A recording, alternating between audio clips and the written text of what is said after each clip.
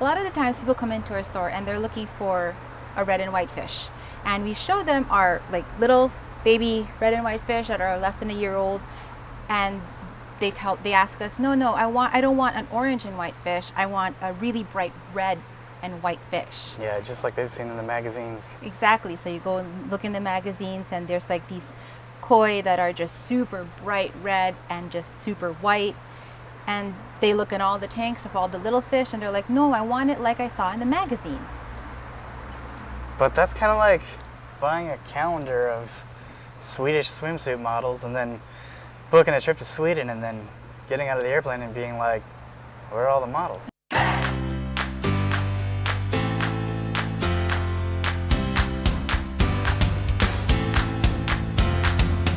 So let's get to it. Cool. You grab the net. Find us a nice little Kohaku.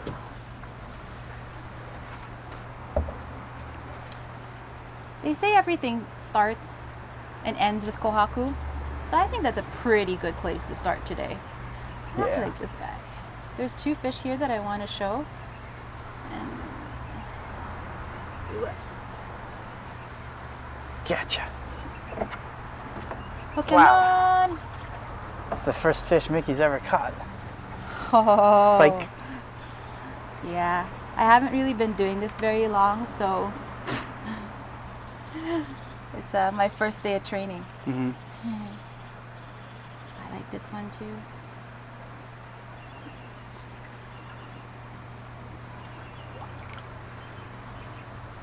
And this one is like nice because it's like really red.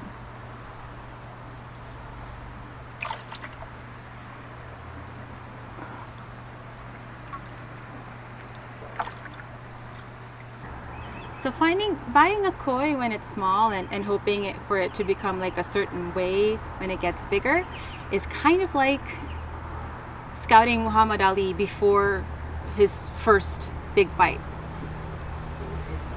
It's a little bit different. So when you're looking for koi and deciding you want to grow them and you have a certain vision in mind of how you want them to look when it gets older, think of yourself as a baseball scout or a football scout.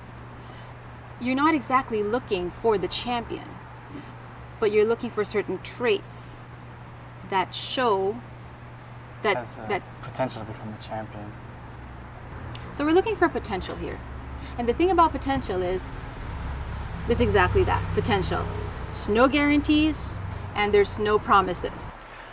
Something to keep in mind when selecting young, immature fish is that they're never going to look as vibrant or rich as their mature counterparts. All koi have a layer of skin, scales over that layer of skin, and then another layer of skin that grows over that scale as they mature. The scales themselves are clear, don't hold any color cells. The color cells are all held in the skin. So when they're young, all the color is in the layer of skin underneath the scales. So that color has to shine through the scales before it hits your eyes. So it always looks a little bit dull and muted. But as that fish gets older and that skin starts growing across the top of the scale and filling up with color cells, that's where you see that really vibrant, rich, and deep color. So in a nutshell, as the koi gets older and matures, the colors become deeper, brighter, and richer. So to illustrate the point where I was exhibiting earlier, let's take a look at this koi. As you can see on the head, the shade of red is much deeper than on the body. And that's because there's no scales on the head. So that color doesn't have to pass through the scales and be subdued before it hits your eyes. So it appears to be a little bit thicker and a little bit deeper. And that's something that as the fish matures and grows older and that layer of skin grows over the top of the scales, then that color will even up. So the body will match the head. Something to pay mind to as well.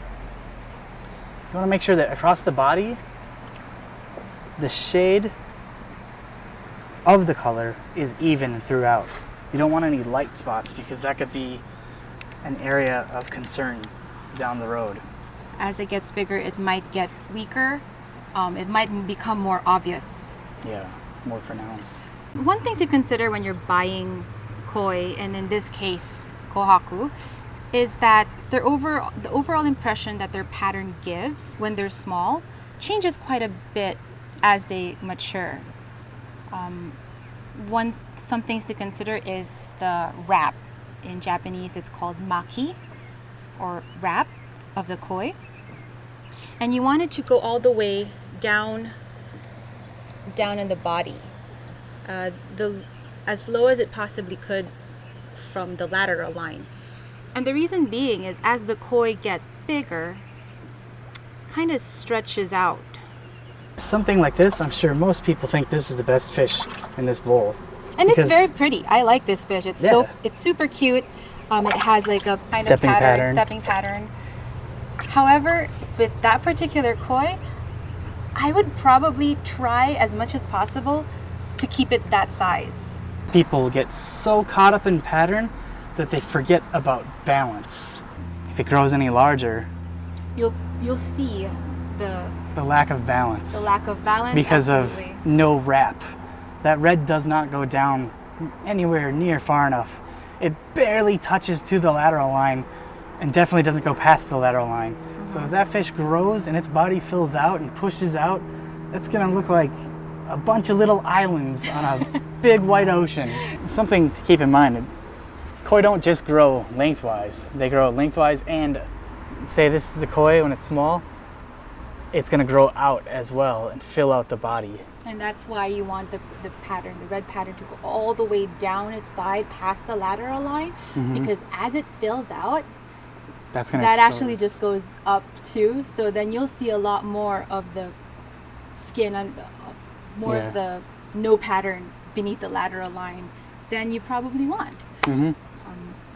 But yeah, there's nothing. Actually, my dad said that the hardest thing to do with koi is actually keeping it small. Totally agree. Koi, just especially when you get Japanese koi that have been bred for growth, specifically selected to get bigger, it's quite the challenge to keep them small, because all they want to do is keep growing, and you can't turn back that clock. You know, you can't make them small again once they get bigger. So the challenge is, it is more challenging to like bonsai them almost. Yeah. Because you have to keep their water temperature at the perfect level, not too cold where they become just too skinny, and not too warm where they just end up growing. Feed them just the right amount as well. Feed them just the right amount. But keeping the koi small is an art form, and it's fun. I enjoy it because there's very little guesswork. You don't have to use your imagination too much. Yep. You just like look at the fish. I want it to stay that way. Keep it small. Yay. I like that fish. It's so cute because of the stepping pattern. Stepping pattern, yeah. But if I wanted a fish that looked like that when it gets bigger, probably it's not gonna cut have it. No. You're gonna have to have a heavier pattern fish. Yep. One thing that you should look for though when you are buying fish is how healthy it is. Definitely. Yeah. And that's you should learn what are the signs of unhealthy fish and what are the signs of healthy fish. So that's for another time. Yeah.